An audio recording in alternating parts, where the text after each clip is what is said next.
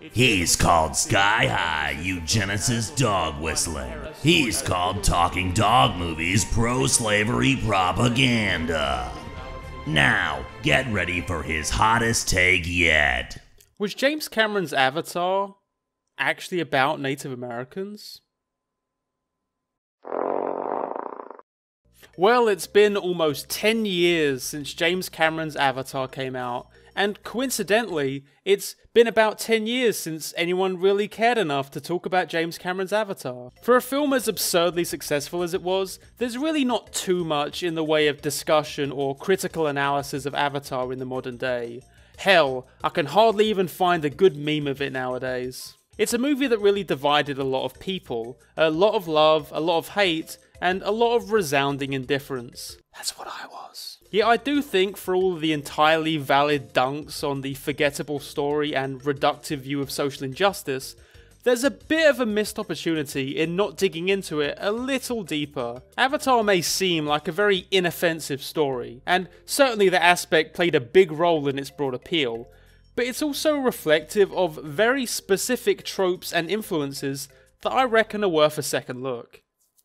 As a reflection of the noble savage story, the lost world narrative, and how we perceive a first encounter story in this time and place, there's enough there that it's maybe due a closer look. And frankly, at this point, the only alternative would be just admitting I rewatched Avatar for no particular reason.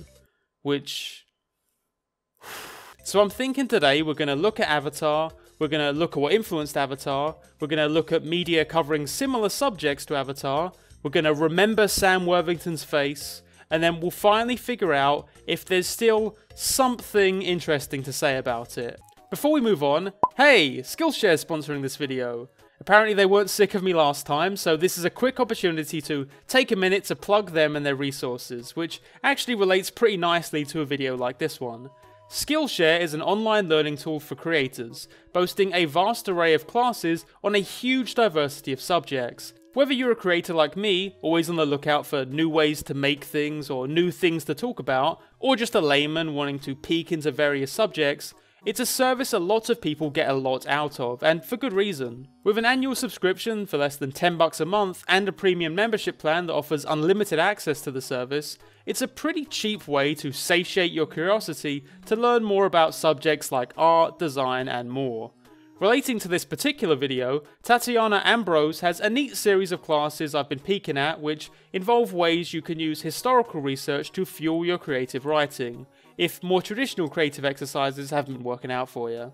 So, if you want to join over 7 million creators in checking out the more than 25,000 classes offered by Skillshare, feel free to use the offer code down below. The first 500 of my subscribers that use the code get their first 2 months for free.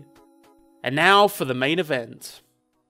In the words of the Na'vi, Set snur snagay snurain.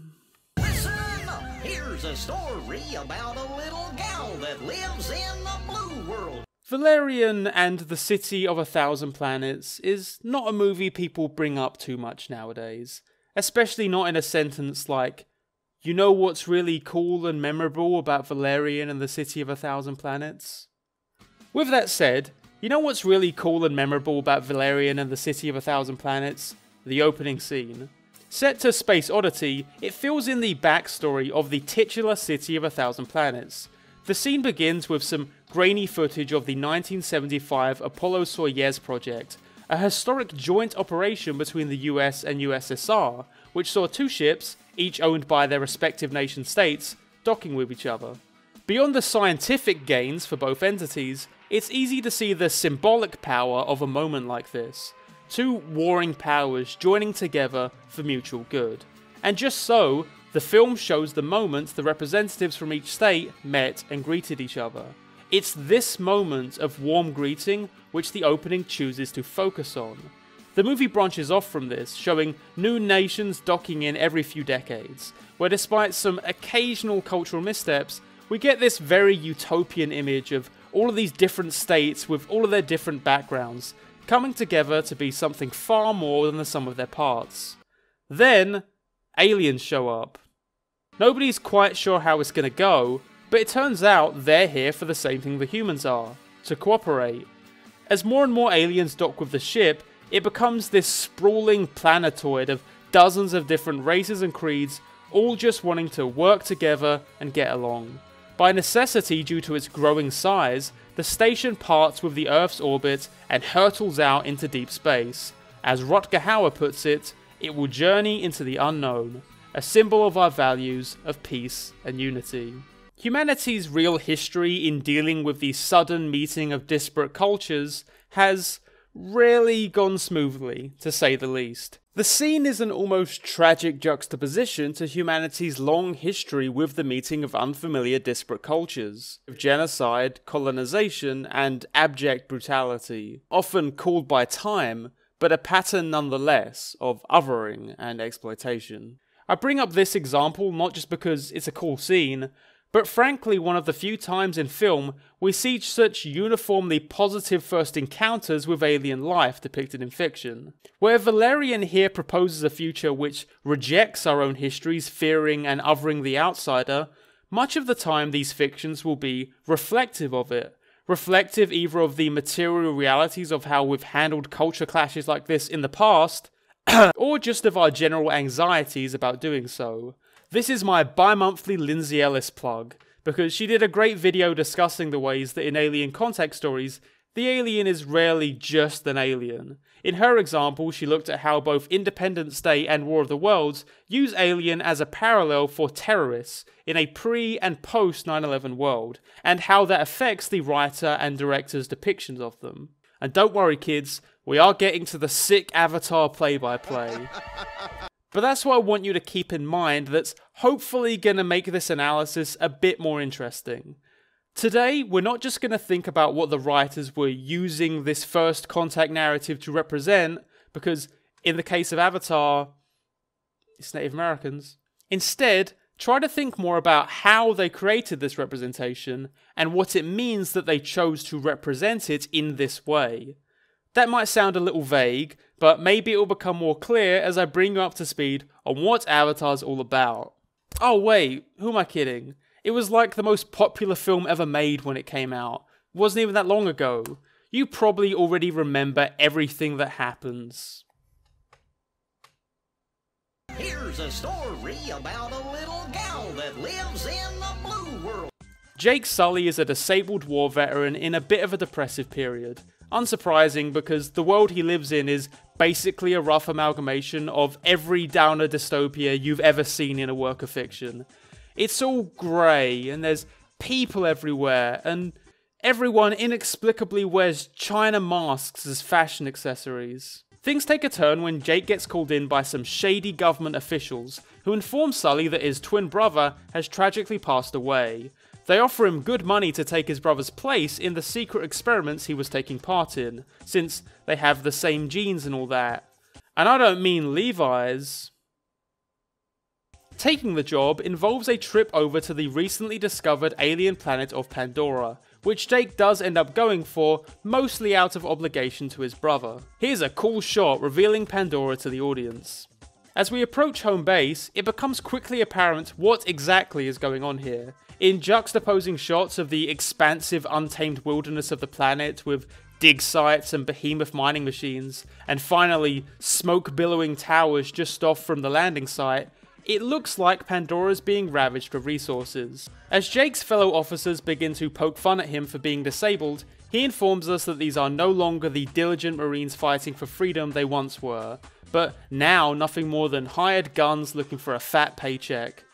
Whether that's a sly critique of the military-industrial complex, or just a way to make soldiers in the audience feel less uncomfortable when they start being indiscriminately brutalized by the protagonist in the third act, I'll leave that to you. Jake encounters first Stephen Lang's Colonel Quaritch, swiftly followed by ex-dodgeballer Norm and the sassy head of the science division, Grace Augustine. Something you kind of have to get used to with Avatar is that we're really not dealing with deep or complicated characterization so much as players in a Cluedo game, or like a Grand Theft Auto roleplay server. Much like how the dystopia scene at the beginning of the film was an amalgamation of every popular future dystopia, Every character here serves as an amalgamation of every popular archetype in an action blockbuster. You got your blank slate protagonist, you got your abrasive head in the clouds lead scientist, you got your dorky assistant, and the military commander who just wants to shoot things and stab things and blow things the fuck up. Also, here's Phoebe's brother, here to play the corrupt administrator and remind Grace, and the audience, what the Pandora mission is all about. Unobtainium. But yeah, in this corporate executive figure, we underline the grand sin of the human side of the conflict, which the film will remind us of almost constantly. A desire to exploit Pandora and its native inhabitants, the Na'vi, to serve their own interests. This is a very bad thing. The movie really wants us to know that exploiting the Na'vi and their lands for our own benefits is a very bad thing. Keep this in mind as we continue, that exploiting the Na'vi and their lands for our own benefit is a very bad thing. Jake is thus introduced to the titular Avatar project. No, not the one from XCOM 2. You probably didn't play it. The premise here is that initially the UN had demanded some token effort to cool tensions with the Na'vi that first started with just an attempt to learn their language and communicate, until it was decided that a better alternative would be an elaborate kind of blueface, in which human host minds were transmitted into essentially lab-grown Na'vi corpses you could drive like a car. And building schools in their lands to teach them English, which is definitely a nice altruistic gesture that has no negative historical connotations. This is Jake's purpose, to hop into the body initially grown for his brother and help convince the natives to abandon a valuable nearby site by, I guess, talking to them while looking like them. But in truth, Jake's not really thinking of that once he hops into his avatar body. Fairly explicit is that Jake's priority is not on the native diplomacy aspect of his mission, and more the in-the-moment wish fulfillment of getting his lower body mobility back and becoming a big, strong, deviant art cat person. This simultaneously exposes Jake's core flaw in the film, his inability to care much about anyone but himself, but also endears him to the audience. After all, the immediate fantasy of a military veteran getting his legs back is always going to have more immediate emotional resonance than the abstract concept of easing diplomatic tensions with some weird aliens. He runs around, eats some fruit, and ends his test run all buzzed about the experience. This is where the Colonel offers Jake a deal, to take this diplomatic opportunity to spy on the Na'vi in secret service of the military. Jake, as you can imagine, jumps at the chance, particularly at the promise that doing so will get him his legs. Your real legs. Of course, as the story goes on, Jake changes his mind about all this. He's introduced proper to the natural beauty of Pandora, and in stark contrast to the military emphasis on the foreign land as teeming with constant fear and danger, the science team highlights the more passive, peaceful aspects of the region. It's a fairly overt nod to the notion of military othering, whereby foreign entities are deliberately demonized to put soldiers in a more aggressive mindset. And even in this short period, you get the sense that Jake's being sort of deprogrammed and made to feel more comfortable in Pandora. That is, until he's ambushed by a Thanator, or to use the Na'vi name, Pulalukan, meaning dry mouth, bringer of fear. As he's separated from his group, everyone's very concerned if Jake will make it to the end of the night. Which is a very clear plot hole, because they make it very explicit later in the film that if your avatar dies, you just wake up as a person. So they could have just gone back to base, woken him up, and asked him where his body was to pick it up later. Strike one, movie. Jake is thus saved by Neytiri, indicated by the Na'vi spirit of the forest to keep him safe. She's strong, resourceful, and at the instruction of her clan leaders, is forced to take Jake under her wing when the rest of the natives show up to imprison him. It's their job to teach him their ways, which involves a sort of round-trip tour of all the different ways Na'vi stick their dicks in various animals. It's a big old game of double bluff, with Jake playing intel for both the science team and the Colonel. With this setup out the way and the dynamics of the characters established, it's time to face the musical elephants. in the room. Here's a story about a little gal that lives in the blue world. Talking about writer-director James Cameron's influences with Avatar is actually pretty easy, mostly due to an accusation of plagiarism he got from an artist he worked with while Avatar was still in development. Long story short, the artist claims that works he had produced for Cameron had directly inspired the film, and that, therefore, he was entitled to some of the billions of dollars it ended up making. Our Jamesy decided, in response, to release a 45-page long declaration just completely shitting on the guy, relating almost every single key aspect of the movie, from the characters, to the technology, the themes, the setting, the creature design, all to very specific experiences he had over the last 40 years. It's a 45-page long middle finger, and I read the whole thing. James Cameron used to collect snakes. I mention this because Cameron's explicit cinematic influences include Dances with Wolves, Lawrence of Arabia, The Emerald Forest, The Medicine Man, and The Mission. What unifies these films, as Cameron points out, is that these are all classic tales of Europeans or Americans immersing themselves in indigenous cultures. More often than not, specifically in the form of them arriving at the camp, befriending the natives, and eventually saving said natives from a greater threat which the narrative assures us only the white guy could. He turned his back on civilization. Now I understand why you don't want to leave. Only to discover he had the power to save it. Within the narratives, this is almost always fully justified. The intruder may be familiar with military tactics or strategy in a way that the natives wouldn't have foresight of, or specific skills such as being medically trained. What makes the white savior trope kind of insidious, like the noble savage trope, which we'll get to later, is a bit more complicated than, say, the bad guy in the action movie always being vaguely ethnic. It's not just foreign people bad. In fact, usually the natives in these kinds of stories are played pretty sympathetically, and that motivates the protagonist to help them in the first place. Counterintuitively, the white savior themselves is rarely the problem with the white savior trope. It's the fact that the narrative is forced to justify this, often by turning the natives into essentially a conglomerate of damsels in distress, at best naive and ignorant as to how to solve this issue without having their hand held by an outsider, at worst belligerent and actively hostile to our hapless Aryan good guy as he struggles to help them out. In other words, at least traditionally, the indigenous peoples must here be shown as critically lacking in a way that only this Anglo-European outsider can remedy. Some filmmakers, trying to seem a bit more woke about this trope, will demonstrate that our hero learns as much from the natives as they do from the hero. They obviously worship you. It's the other way around. Which, to put it a bit cynically, usually results in, I become one of you, but then also, I'm still white, so when you add it together, I'm still just a little bit, you know. Again, often still justified within the narrative, Doctor Strange is a really good doctor. That's why he's better at studying Tibetan magic than all the actual Tibetan monks. But that's still what this trope is putting across. Wow, random outsider, you sure do have a knack for all these skills that we've just spent our whole lives practicing. And when you boil down a lifetime of experience with indigenous culture into a training montage of a few weeks or months, you also end up necessarily belittling the peoples you're trying to be respectful towards.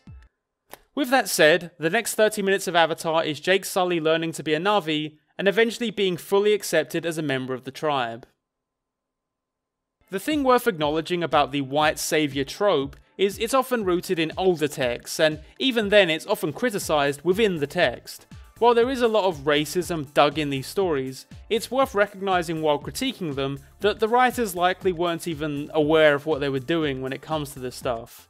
And then a film like Lawrence of Arabia will even demonstrate that the so-called white saviour is kind of deluded and ultimately out of their depth.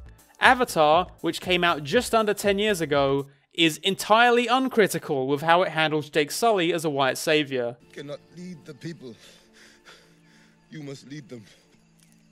He just takes a few weeks out to get himself endeared to the tribe, and then demonstrates himself to not only be a true native, but the best native. He wins the biggest bird thing of all, which is definitely some Freudian subtext this movie benefited from. The real juicy parts of this come in the third act of the film, so to bring us to that point, Jake Sully endears himself to Neytiri. Sully, increasingly lost in the whimsy of Na'vi life, becomes more uncertain of his partnership with the Colonel. The Colonel, sensing cold feet, gives him a deadline. Sully is fully integrated with the tribe. Sully gets his hair dick wet in the jellyfish fields. The Colonel's diggers unexpectedly arrive in the tribe's lands, tearing the forest to shreds. Sully reveals himself as an enemy of the military. Sully is taken prisoner and open warfare is declared. And thus, in a last-ditch effort, Sully is given 1 hour to tell the Na'vi to abandon their sacred home tree, with certainty that if they don't do so, they'll be decimated along with the site. Naturally, the natives don't go for it. It having been revealed that Sully knew this was basically the plan from the start, he's hung up and the fight begins. It does not go well for the natives. In a moment that's clearly trying to draw from some 9/11 style imagery, the home tree is left in ruins. Wounded Na'vi limp around in the rubble, the dust clears, and Neytiri's chieftain father is dead. She condemns Sully, he's pulled out of the project, thrown in a cell with the science team, and all hope is lost. Until about a minute later, when him and the team are abruptly saved by the nice pilot from half an hour ago. It does sort of undercut the hopelessness of the situation that you've barely taken a breather before suddenly there's an escape plan, especially hatched by a character we've barely known up to this point, but this movie's already 3 hours long, so I ain't complaining. There's this pretty fucking sick moment where the Colonel angrily storms out of the control room without wearing a gas mask, just to take some desperate pistol shots at the escape ship, but the gang make it out unscathed. Whoops, did I say unscathed? Actually, I meant the opposite of that. Lead scientist Grace takes a gut shot, a tense moment that was kind of weakened because there's this really weird moment of ADR. Good? Yeah. Do you hear that? Good? Yeah. Yeah. Here's a story about a little gal that lives in the blue world. So as I said at the start, I was always on the indifferent leaning towards negative side when it came to this movie. But frankly, in rewatching it for this video, I find myself kind of enjoying it up to this point. The narrative and thematic beats were just as ham-fisted as I'd remembered, but I think as a very broad strokes kind of storybook fiction, it was well paced and kept me engaged. Remembering the last hour of the film, and yes, there's another hour to this film, it all came rushing back. Everything suddenly gets really sloppy. Jake reconnects to his avatar body, his bird companion suddenly shows up, and then we get a really rushed narration where Jake explains he doesn't want to go back to reason with the Na'vi until he's caught a bigger bird, because it'll give him the clout to be taken seriously. It's exactly as convoluted as it sounds, it completely contradicts the bond for life aspect of having a bird friend, and despite it being this huge thing that almost nobody has ever caught one of the big birds, he just does it. The clip I've shown here where Jake flies over it with his regular bird and then just drops onto it, that's the whole thing. It's just his now. He rolls up like he just got a Benz, everyone's just suddenly chill with him now because he caught the big bird. It's the most forced thing in the world, and it makes it really obvious that they just threw in the sacred big bird plot device, that they MacGuffinified a sacred part of this native's culture, in a desperate attempt to justify what's about to happen. This is our land! Yep, we went full white savior. Jake, who up to this point has been disowned by the Na'vi due to his blatant betrayal, is suddenly accepted as the new leader of the clan, because he gave a good speech and he had the big bird. In the next 2 minutes of the film, and that's not exaggerating, Jake unites every single major clan in the region. Yep. When I said Avatar was extremely uncritical of the whole, I am one with you, but I'm also white and therefore slightly better thing, I meant it. Whatever legitimate disputes the Na'vi tribes had, whatever ability they may have had on their own to come together or form their own strategy, now Jake is here to gather them all up like a flock of lost lambs. Him and that big fucking bird. So again, it's fully justified in the narrative. You can't say Jake doesn't have a better sense of the military's capabilities than the rest of the Na'vi, and he's got that big bird. But the film so thoroughly buys into the notion that this entire race of people are just straight up entirely worthless without him. The Viet Cong need their rogue US soldier, the natives need their cowboy.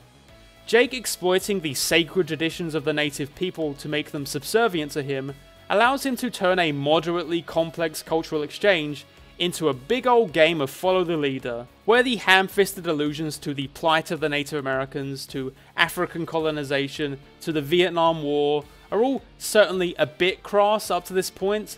Jake quickly becoming the God Emperor of the natives turns it up to 11. And unlike something like a Lawrence of Arabia, which explicitly criticizes that as a folly of ego, the remaining quarter of Avatar is just Jake teaching the Na'vi English, teaching them advanced military strategy, how to use human technology, and guiding them to victory.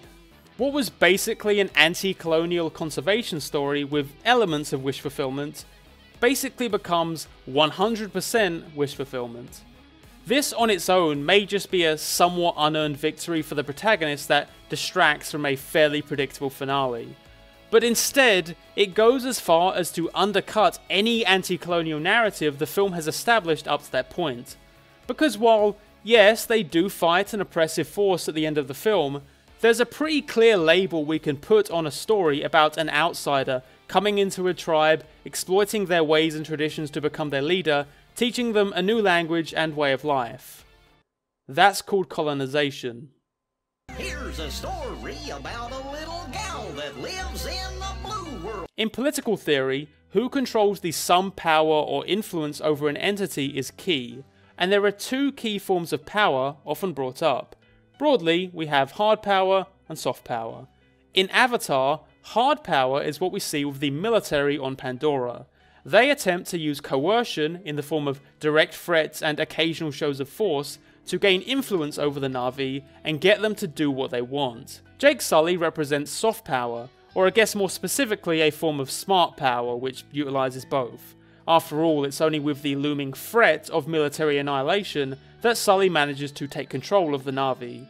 The soft power aspect of this takeover is in the cultural, religious, and moral values that he uses to gain influence with them. These are all avenues Sully exploits to become dominant over the natives, much as nations in the real world may use entertainment, propaganda, or religion. And that's what really came through as I watched through this movie again, and what made it really click. Just as in my Alice in Wonderland video, wherein I slowly realised I was basically watching an anti-feminist movie masquerading as a feminist one, Avatar is essentially a colonialist narrative pretending to be anti-colonial. The dynamics of power and domination are still entirely at play here. It's just a kind of sentimental form of domination, mostly earned through token acts of respect for the natives' traditions. Kind of. Jake don't give a fuck about that whole one bird, one bond for life thing. But I think falling into this trap was, to some extent, what Avatar was always leading up to. The film was designed to have mass appeal, and thereby chose to try to merge both individualistic wish fulfillment with a more sensitive tale of a simple, peaceful community that just want to be left alone.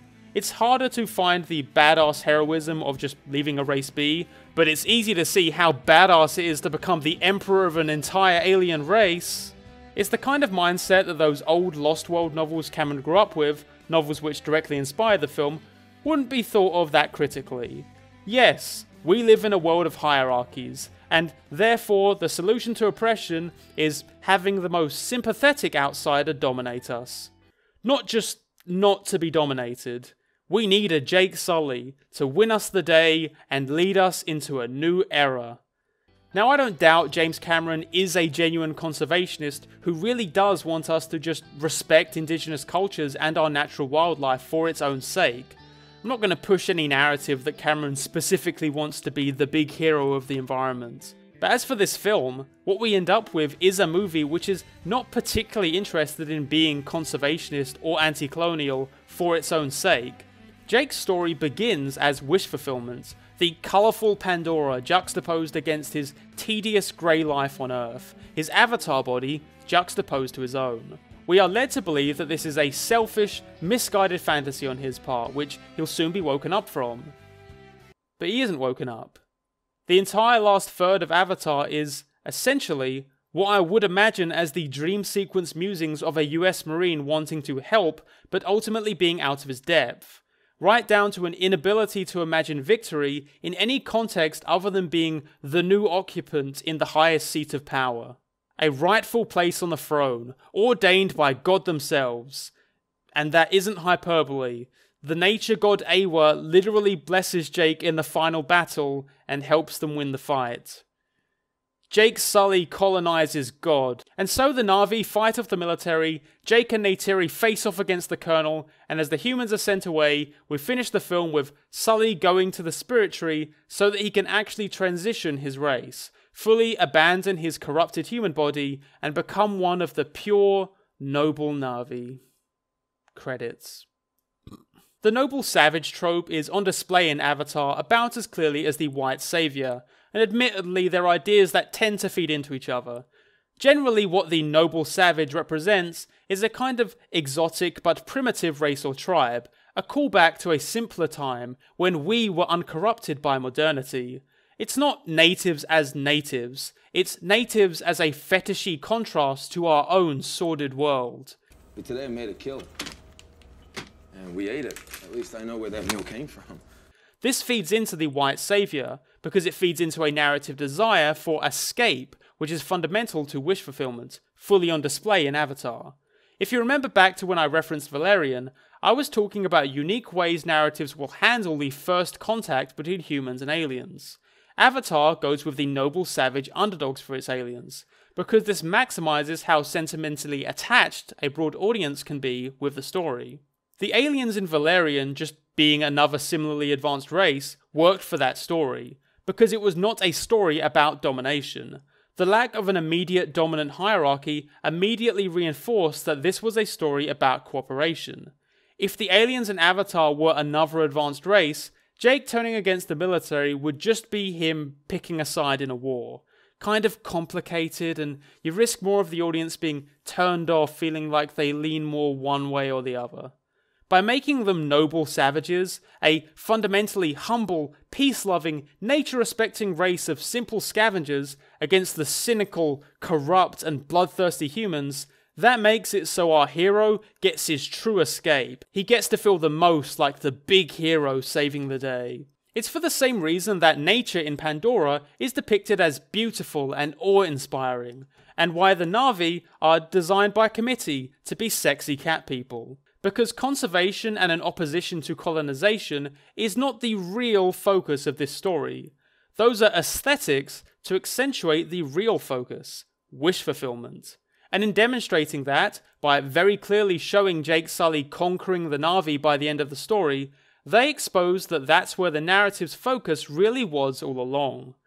While the narrative may tell us life and nature are about more than just what they can provide for us, the actual story is fueled by the justification of what Pandora and the Na'vi can provide for Jake, and by association, the audience. Audiences weren't just happy that Pandora was free from the exploitation of humans.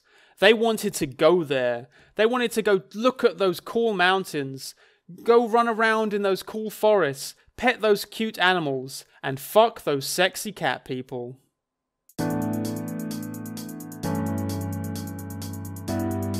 Avatar remains a very sentimental movie. In many ways, I do think the film's heart is in the right place. In the small moments, like Jake first feeling the dirt between his toes, in him and Neytiri finally embracing in their real bodies, and realizing their love transcends their flesh. It's also got a giant mech pulling out a giant knife, which is pretty cool too. And as pure wish fulfillment fun, I do think in retrospect that the film mostly works, even if most of the beats of the last third feel decidedly unearned. But to go a bit obscure, there's a novel by one of Avatar's lead creature designers that I think encapsulates my problems with what the movie gives the impression it's trying to be about. In January 1990, Wayne Barlow released Expedition, or to go by its full title, Expedition, being an account in words and artwork of the 2358 AD voyage to Darwin IV. The novel, later adapted into a fairly fateful docufiction produced by the Discovery Channel, is a speculative sci-fi story, telling of a small team of explorers sent from Earth to document the wildlife, climate, and geography of a recently discovered alien planet. In the documentary, it's a team of robots instead. Over the course of the story, we hear about such features as apex predators who pump digestive fluids into their prey to eat them from the inside out, sentient ravenous trees, and an entire portion of the planet taken up by a gelatinous living entity known as the Amoebic Sea. Much of the planet is desert, with very little hydration, and the atmosphere is extremely toxic.